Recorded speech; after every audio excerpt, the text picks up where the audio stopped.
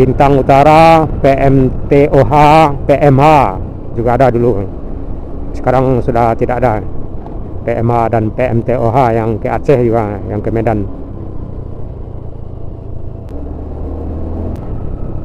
Kalau si Piro dan si Boyolali biasanya malam melintas di jalur lintas Trans Sumatera ini.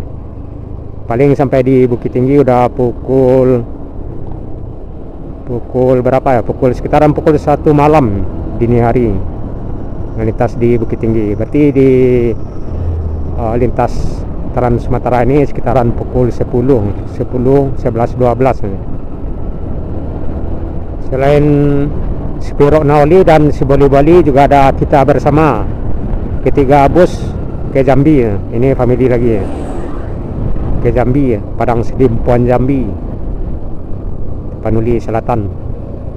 Dan di depan 311 dari Medan, barangkali tujuan Jakarta. Karena LS ini banyak trayeknya, ada yang ke Jakarta, Bogor, Jember, Surabaya, dan di sebelah kanan Terban. Hati-hati. Wow, udah ada yang pakai jas hujan mantel ya. Berarti artinya kita disarankan pakai jas hujan, rekan-rekan di Senak Minang. Ya mudah-mudahan pas kita rakit depan hujannya udah reda.